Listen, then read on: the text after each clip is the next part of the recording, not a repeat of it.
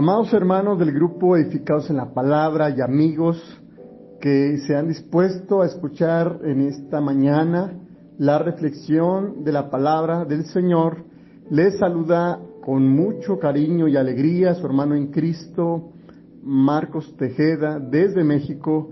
Paz a vosotros. Bien, queridos hermanos, siguiendo el lema mensual titulado Los pastores no lo saben todo, en su última parte me corresponde, hermanos, la dicha y el honor de cerrar con el título de este tema que lleva por nombre Un pastor que no acepta sus correcciones. El texto base, hermanos, donde hemos de reflexionar es el capítulo 10, verso 17 de Proverbios, de la versión Dios habla hoy, que dice a la letra lo siguiente: el que atiende la corrección va camino a la vida, y el que la desatiende va camino a la perdición. Eso es lo que nos dice nuestro primer texto base. Y el segundo, hermanos, es Hebreos capítulo 12, versículo 11, que dice a la letra lo siguiente: ciertamente, ningún castigo es agradable en el momento de recibirlo, sino que duele.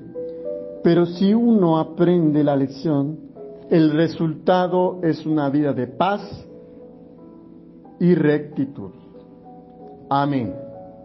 Bien, queridos hermanos, el objetivo de esta reflexión es concientizar que a muchos pastores, como también líderes, servidores de Cristo, nos ofende que alguien nos sugiera que estamos equivocados o que hemos actuado mal. Y buscamos siempre justificarnos para no recibir consejo, corrección o disciplina que es necesaria por nuestra equivocación.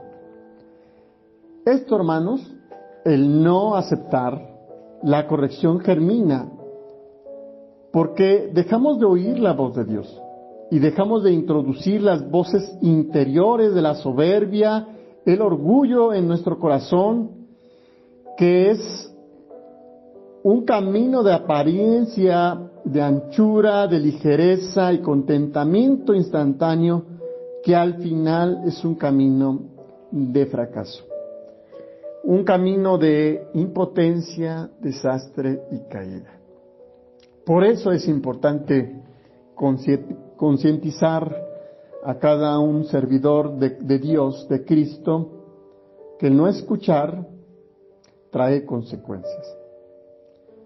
Y bueno, todo esto, hermanos, nos lleva a una gran pregunta: ¿por qué evitamos la corrección?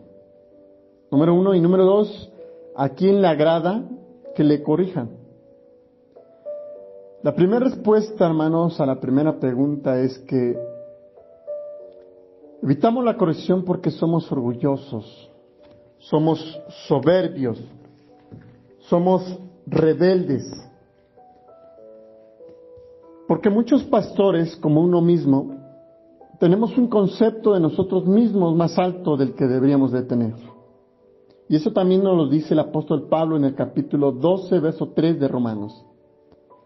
Y esta es la razón, hermanos, por la que no aceptamos nuestro error. Por el hecho de pensar que porque enseñamos o porque preparamos para instruir a la iglesia, nos llegamos a sentir que no hay ningún error en uno de nosotros, olvidando que también somos seres humanos con la misma condición de todos. De alguna forma nos sentimos superiores a los demás.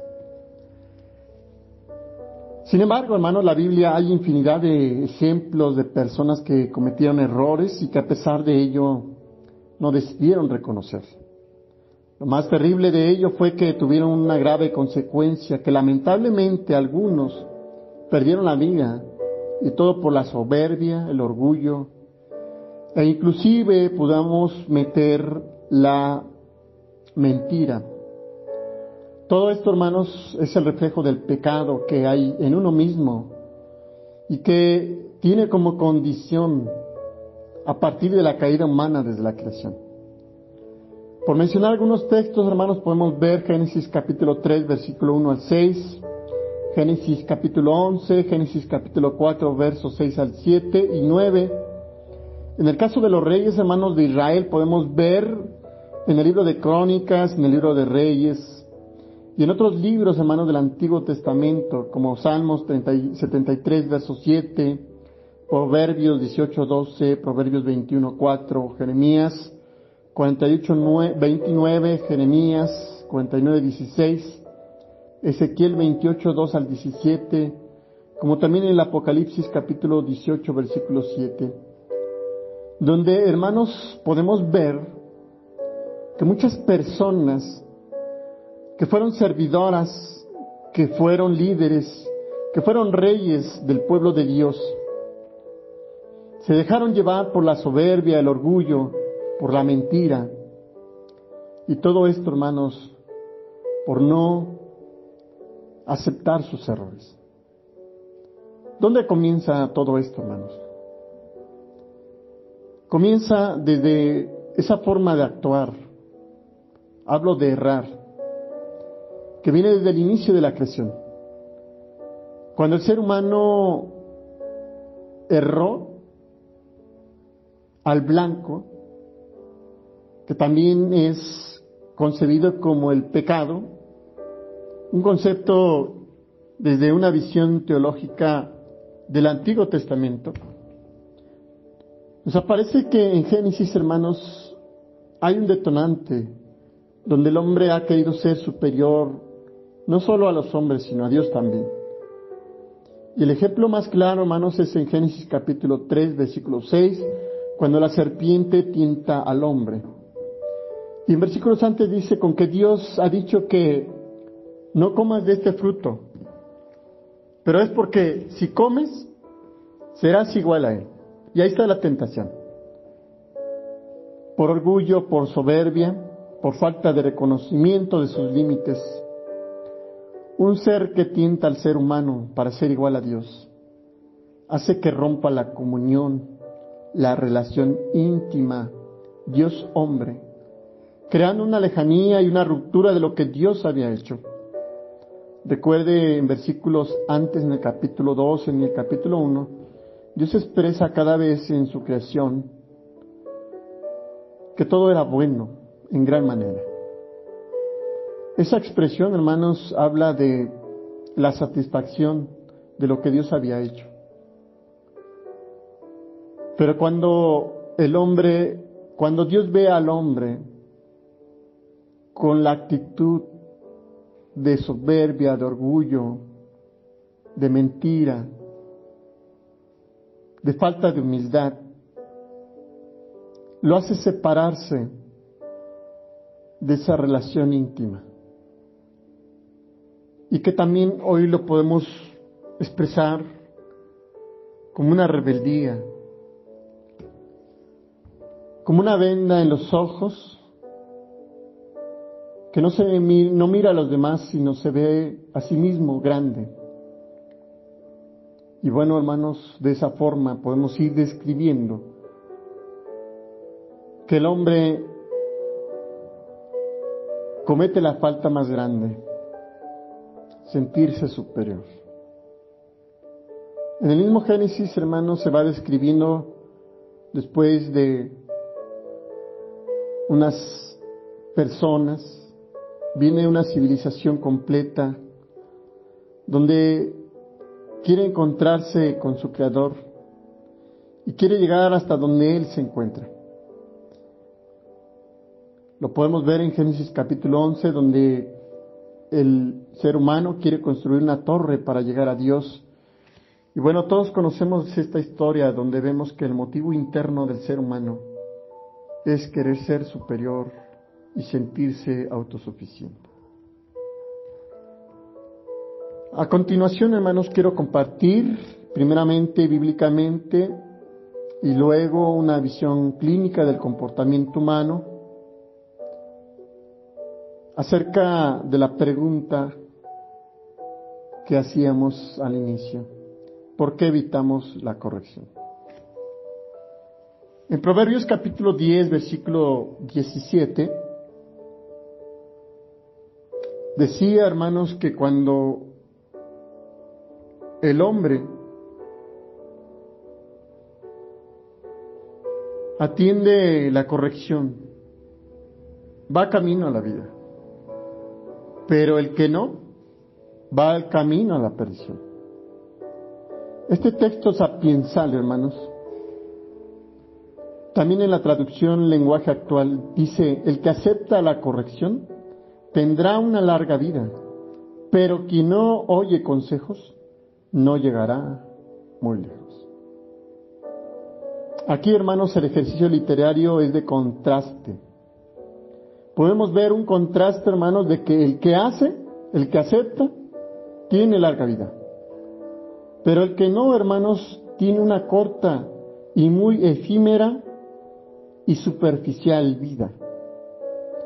Pero hay algo, hermanos, que me llama mucho la atención de acuerdo a la sabiduría. Este es un texto, hermanos, de sabiduría, un texto donde tiene que tomar la mejor elección o decisión. Y lo más impactante de este texto es que nos dice que el sujeto, hermanos, no marca la diferencia. Es decir, no importa si eres joven, anciano, hombre o mujer, si estás feliz o triste, sino que lo que importa, hermanos, es tomar una decisión. Y aquí podemos ver, hermanos, un recurso literario que se expresa como genome, que describe, hermanos, una sentencia moral.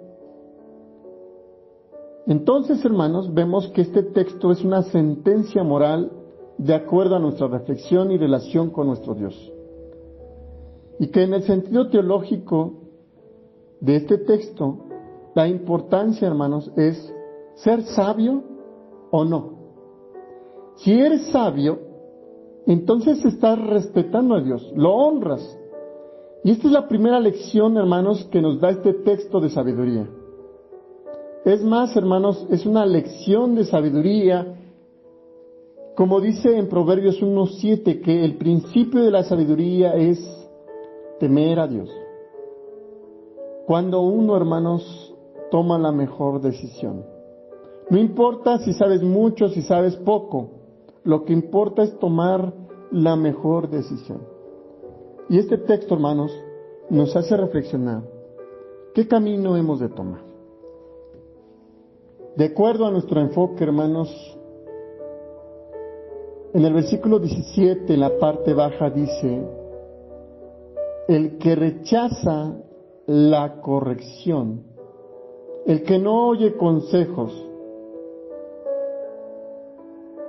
es, hermanos, una persona que rechaza la instrucción de Dios. O en otras palabras, su voz, por medio de la sabiduría. En los tiempos antiguos del Testamento, la sabiduría, hermanos, nos habla acerca de la disciplina, nos habla acerca, hermanos, de la instrucción. La disciplina, hermanos, más que un castigo, es una instrucción. Una instrucción que refiere a un entrenamiento para ser perfecto en el sentido bíblico. En el sentido bíblico, hermanos, perfecto significa completo, íntegro, sin fisuras. Esto, hermanos, no quiere o se refiere a ser perfectos como Dios, porque eso es imposible.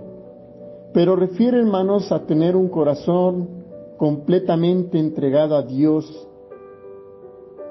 de plenitud y no de orgullo, no de autosuficiencia, no de soberbia, de querer ser más que los demás. Dios, hermanos, a través de este texto desea que por medio de la sabiduría nosotros no rechacemos ese camino de plenitud, donde se escucha más que hablar, o se trata de aprender más que ser superior a los demás. pero también, hermanos, trata al mismo tiempo de aceptar lo que Dios quiere para uno. ¿Qué es lo que Dios quiere? Dios quiere, hermanos, que usted y yo seamos totalmente entregados a Él y que por ningún lado pueda uno meterse en cosas que no son de Dios. Y obviamente, hermanos, que terminemos arruinando lo que Dios tiene para nosotros. En otras palabras, terminemos descarriados, fracasados, terminemos avergonzados.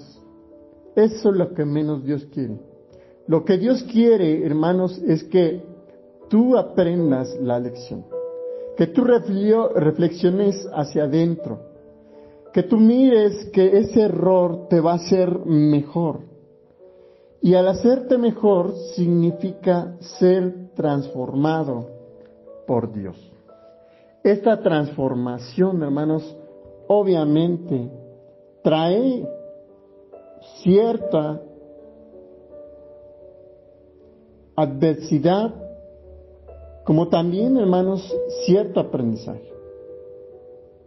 Por eso el texto nos dice, nuevamente, leyendo, hermanos, que el que atiende la corrección, es decir, el que acepta la corrección, tiene una vida plena.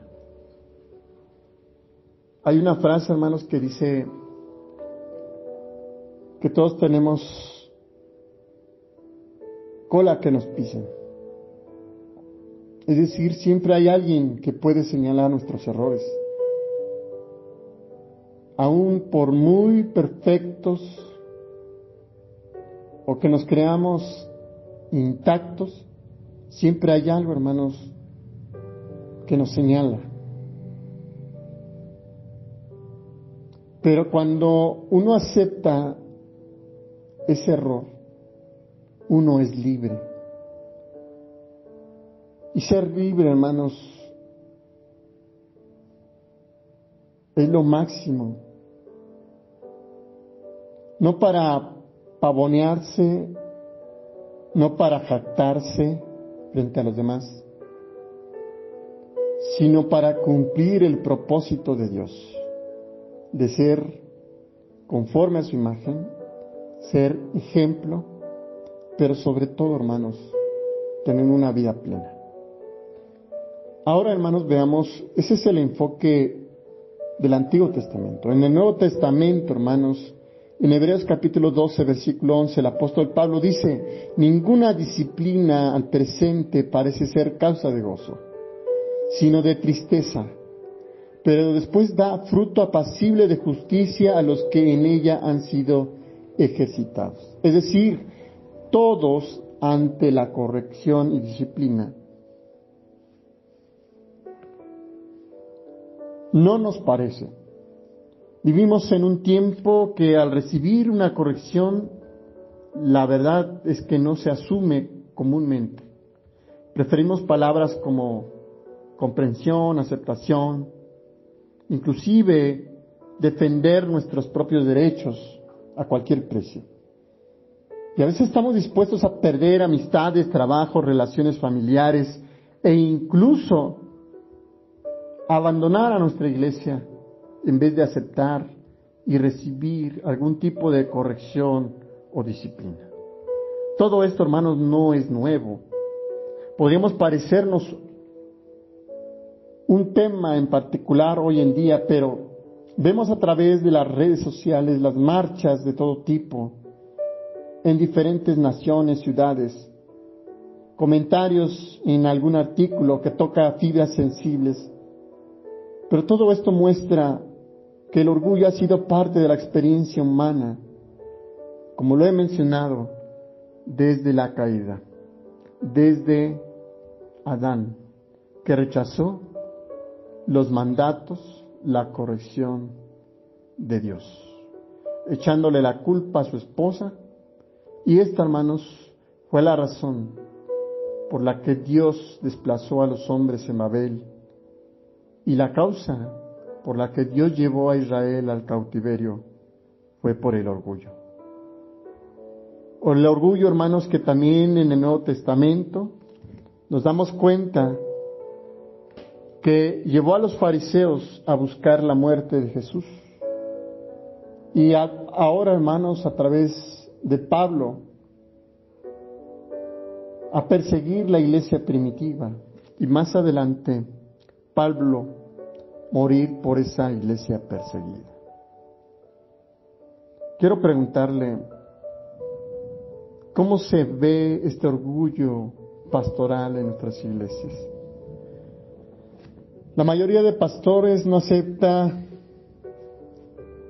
la corrección, justificándose de las siguientes expresiones. Número 1, no coincido con la opinión de los hermanos. Número 2, es mi relación con Dios, que nadie se meta. Número 3, no quiero que se piense mal de mí. Número 4, yo sé que es mejor para los demás que para mí. O también se justifica diciendo, se trata de amor y respeto, no de juzgar. Y por último, podría justificarse diciendo, no saben por lo que estoy pasando. Todas estas, hermanos, expresiones son excusas, justificaciones. Y en el pensamiento bíblico del Nuevo Testamento, hermanos, no se trata de justificarnos, se trata de pasar la lupa de la luz del Evangelio. Cualquier argumento, hermanos, que queramos utilizar para evitar la disciplina es contrario al Evangelio. Porque el Evangelio, hermanos, nos llama a reconocer nuestros pecados, a confesarlos, a arrepentirnos y a depositar toda nuestra confianza y fe en Cristo para ser salvos. Esto, hermanos, debemos hacerlo al principio y a lo largo de la vida cristiana. Y como pastores tenemos que estar revisando cotidianamente. La verdad, hermanos, es que como cristianos a veces seguimos pecando y por lo tanto tenemos que estar entonces revisando y necesitando restauración, corrección. Por lo tanto, si negamos que pecamos y que necesitamos corrección, entonces estamos negando el Evangelio. Y negar el Evangelio, hermanos, es negar a Cristo. Es rechazar su salvación. Es rechazar, hermanos, la gracia de nuestro Dios. Ante esto, hermanos, debemos aprender que nuestro Señor Jesucristo, Él fue quien se sometió a la soberanía y la sabiduría de nuestro Dios. En Filipenses capítulo 2, versículo 5 nos dice que en ningún momento, hermanos, a pesar de ser divino, se sintió superior a Dios. Es una paráfrasis. Recuerden, hermanos, que la causa de la no corrección o disciplina es rechazar la voluntad de Dios, haciendo lo que nosotros pensamos y queremos, haciendo lo que nosotros nos plazca y rebelándonos ante Dios. Dios, hermanos, espera que vivamos en una esfera de gozo, de plenitud, de humildad, de apertura intelectual, emocional y espiritual. En otras palabras, hermanos, aceptar nuestros límites. Nadie, hermanos, absolutamente nadie puede ser mejor que Dios. En Isaías, hermanos, nos dice que los pensamientos de Dios no son nuestros pensamientos. No podemos compararnos con Dios. No podemos ni siquiera, hermanos, pensar ser igual a Dios. Aceptar nuestros límites, hermanos, significa aceptar nuestra realidad. Aceptar, hermanos, la corrección de los demás. No perdernos en nuestra propia opinión. Hay un adagio, hermanos, que dice de dos personas ilustres, que es Dunning y Kruger, dice que cuanto menos sabemos, más queremos saber. Esto, hermanos, se entiende con lo siguiente, que existe gente que opina sobre todo lo que escucha sin tener idea, pero pensando que sabe mucho más que los demás. A veces, hermanos, pensamos creer más que los demás. y nos ensoberbecemos, hermanos, de tal forma que no queremos aceptar ninguna idea nueva o de una revisión quizá bíblica. Nos creemos infalibles, nos creemos perfectos, en el sentido de perfección, no de lo que decía hace un momento, hermanos, ser íntegros. Por eso, hermanos, quiero compartir desde otro punto bíblico por qué evitamos la corrección y las causas. Hay un efecto, hermanos, llamado el efecto Dunning-Kruger, que nos dice, hermanos, que el problema de las personas es que son víctimas. Tal efecto, hermanos, de Dunning y Kruger es que las personas no se limitan a dar una opinión ni a sugerir, sino que intentan imponer sus ideas. Es decir, hermanos, hay personas que en vez de escuchar, hermanos, en vez de dar una opinión, siempre imponen sus ideas, como si fueran verdades absolutas, haciendo pasar a los demás como incompetentes, como ignorantes completamente, cuando en realidad no es así.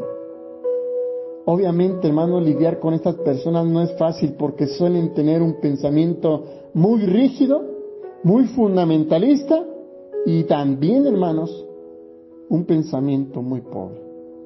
Porque una persona, hermanos, que no escucha, que está abierta a aprender, se queda, hermanos, estancada. De acuerdo a este efecto, hermanos, se concluye que este comportamiento de las personas que no aceptan correcciones es porque son incapaces de detectar sus límites y reconocer su incompetencia. La segunda, hermanos, es que no aceptan correcciones porque no reconocen, hermanos, la competencia de las demás personas. En otras palabras, no aceptan que otro sea mejor que uno mismo. La buena noticia, hermanos, de este efecto es que se diluye a medida de que la persona incrementa su nivel de competencia, ya que también se vuelve más consciente de sus limitaciones. Es decir, cuando esta persona está dispuesta a escuchar y aprender, no solo crece, sino que es más completo y maduro. Otro factor interesante que quisiera que tuviese en mente es que la persona que no acepta errores podría provocar, ocultar tales errores y no asumirlos. Es la idea errónea de que aceptar un error es mostrar debilidad. Muchos no aceptan sus errores porque piensan que al aceptar es ser débiles, es no tener temple, es no tener liderazgo, es no tener la actitud y aptitud para liderar conforme a lo que Dios le ha llamado. Y esto también se debe en algunos casos a la presión eclesial pastoral. Hoy hemos caído en la terrible falacia de que un buen pastor debe ser como un superhéroe que sabe todo, que conoce todo, que entiende todo, que domina todo. E inclusive hay una presión eclesial denominacional. Cuando un pastor debate con otro, podemos ver el nivel de ignorancia, ya que uno quiere imponer las ideas del otro o sobre el otro, de tal forma que no le importa si la otra persona es totalmente plena y libre.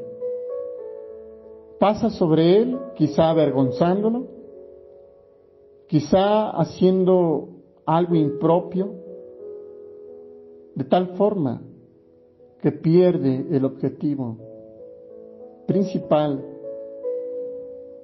del cristiano: amar al prójimo, de amar inclusive al enemigo. Y todo por no mostrar su debilidad. Otro caso, hermanos, es igual en el aspecto social, que lo obliga a la competencia a toda costa sobre otros y a mostrar una personalidad en la que prima el orgullo, la soberbia e inclusive el poder ser autosuficiente. Todo esto muestra ciertas actitudes. La primera es el narcisismo. Estas personas narcisistas son personas que están obsesionadas por publicar sus logros, sus metas, sus virtudes y sus competencias. Por esta personalidad que destella la visión de sí mismo, es difícil que acepte sus propios errores. El admitirlos es como bajar sus propias expectativas y de los que la rodean. Esto, hermanos, es erróneo e equivocado para Dios.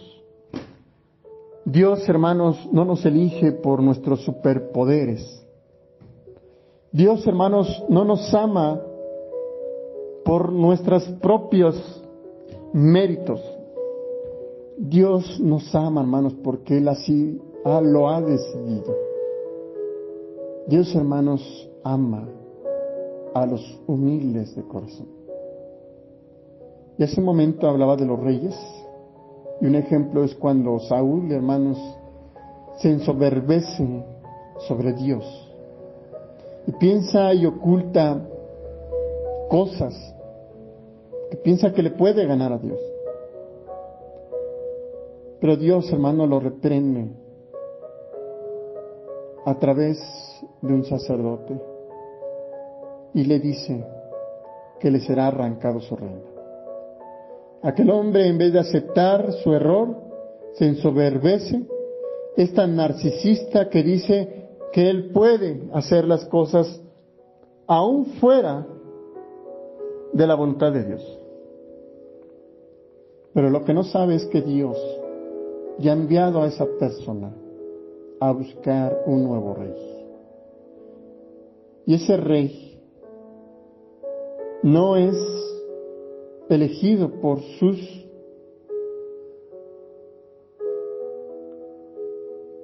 aptitudes, por sus méritos, por sus habilidades, o inclusive por tener una fisonomía perfecta, sino por su corazón,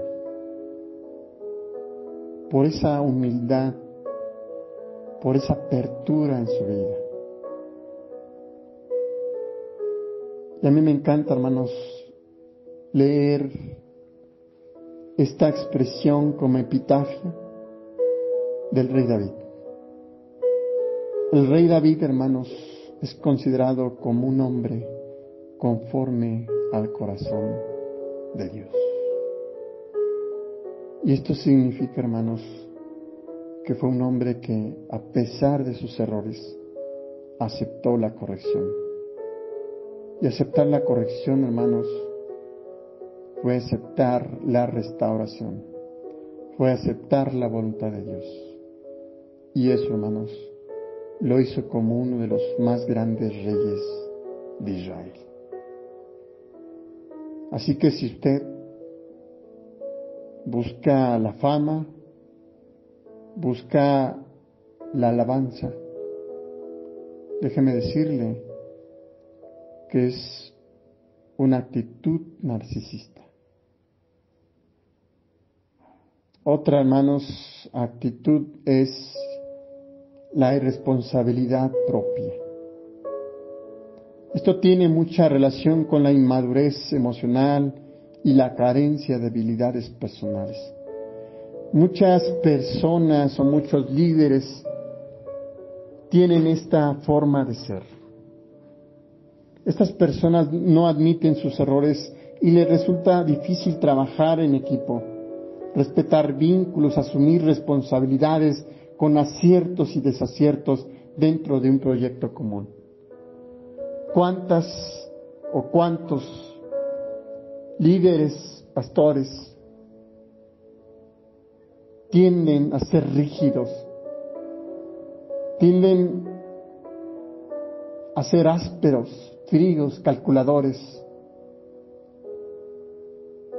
pensando que Dios quiere que sean así delante de su congregación? Pero lo más triste es que muestran una actitud de arrogancia, una actitud de soberbia, donde no cumplen los lineamientos de Dios. Dios, hermanos, es gracia. Dios, hermanos, es benevolencia, es misericordia. Dios, hermanos, a pesar de todo, es perfecto, hermanos, porque Él sabe que nuestros errores es parte de ese mecanismo de defensa, y sabe que nosotros estamos frente a la decisión de aceptar o no aceptar. Pero Dios es amoroso, porque Él nos enseña que la mejor decisión nos llevará a una vida plena. Otra acción, hermanos, es el mecanismo de defensa. Absolutamente todas las personas que en alguna etapa de nuestra vida cometemos errores, al cometerlo tenemos dos opciones: admitirlos o negarlos. Y aquí entra el juego de la disonancia cognitiva, es decir, la tensión interna entre las ideas y creencias personales, bíblicas, doctrinales, dogmáticas, fundamentalistas, como nuestros pensamientos, comportamientos propios, de cómo se ve uno, y también acerca de la actitud ética. El conflicto interno, hermanos, tiende a dilucidarse. Y cuando digo dilucidarse, hermanos, significa que cuando uno reflexiona hacia adentro, tiende a aclarar y ver y aceptar, primeramente, hermanos, los errores. Y ese es el primer paso, hermanos, de la acepción o aceptación de un error. Reconocer. Me atrevo a compartir, es aceptar que me equivoqué, es aceptar que debo una disculpa, es aceptar de no volver a realizar o que vuelva a pasar ese mismo error.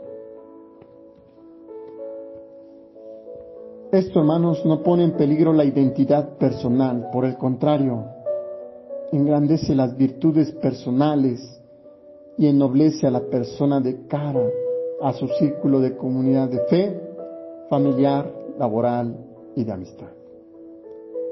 Muchas personas, entonces, no aceptan sus errores como un mecanismo de defensa.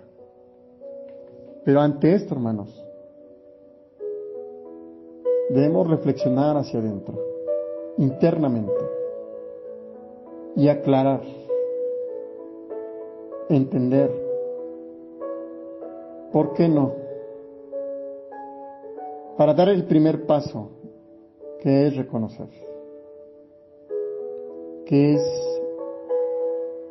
pedir perdón y sobre todo transformarnos.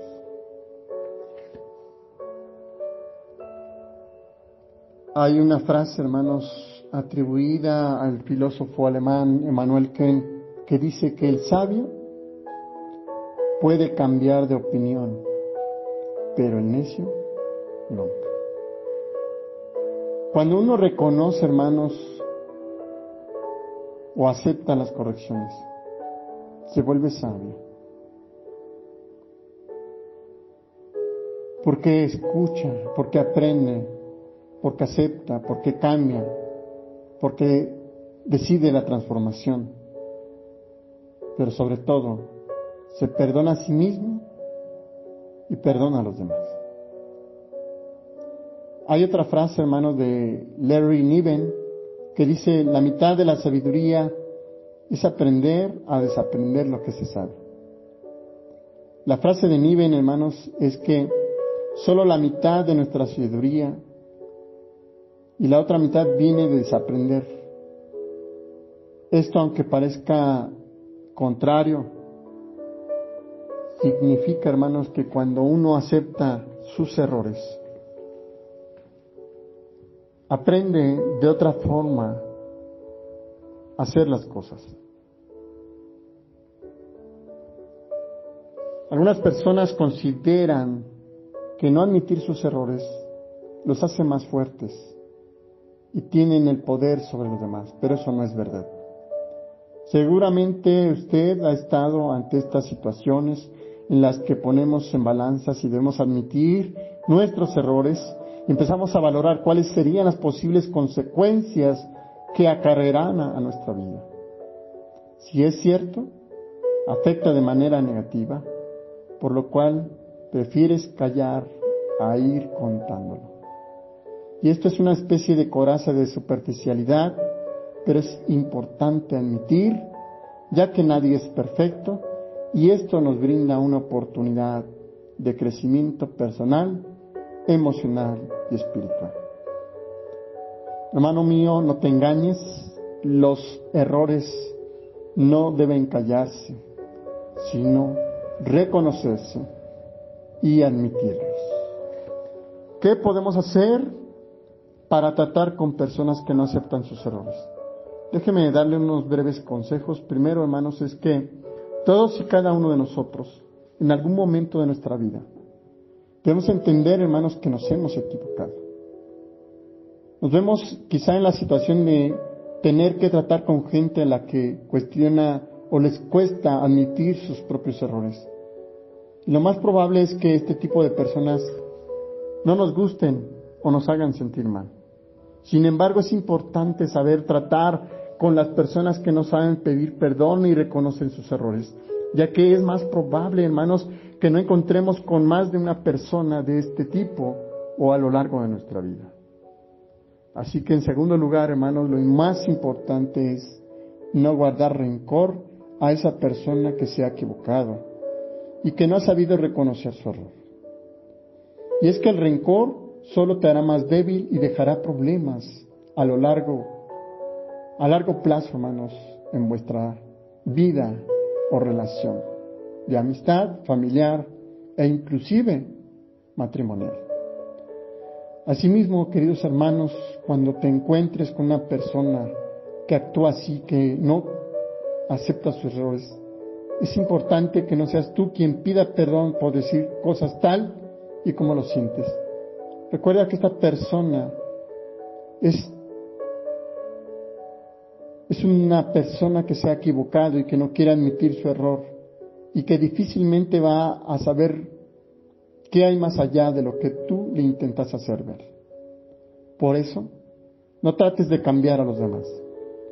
Mejor, enseña, instruye, disciplina y haz que los demás maduren, pero de una manera evangélica, una manera donde se muestre la compasión, la misericordia, el perdón y la benevolencia. Nos pasamos, hermanos, la vida aprendiendo prácticamente todos los días y sumamos algo a nuestro arsenal de sabiduría, ya sea observando, leyendo, experimentando, reflexionando. Nuestra capacidad como seres humanos es extraordinaria, por lo que aprendemos mucho y en poco tiempo. Incluso podría agregar que tenemos muy arraigada la idea que entre más conocimiento acumulemos, más sabios seremos. Pero es al revés. Cuando desaprendemos lo malo, más sabio nos convertimos. Desaprender no es olvidar, pues esto no es posible ya que nuestra mente no puede eliminar lo aprendido. Lo que hace es cuestionar, replantear, y ahí es donde reside el reto.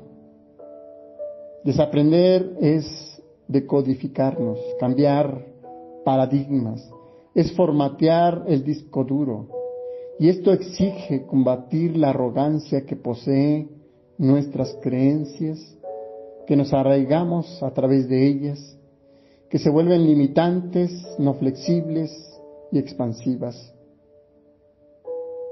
¿Qué sería lo idóneo para acumular sabiduría? Por lo tanto, queridos hermanos, debemos procurar una mente abierta, flexible, que nos brinde un futuro más dispuesto a nuevas posibilidades. Como punto más personal y un consejo muy personal, hermanos. Esto va a ocurrir de tener una mente abierta, flexible, cuando oímos la voz de Dios. Es decir, cuando tu relación personal e íntima, diaria en tu vida, es cada vez más cercana a Dios. Porque es la forma, hermanos, de aprender a ser humildes, de aprender, hermanos, a ser lo que Dios quiere que seamos. A aprender a ser corregidos.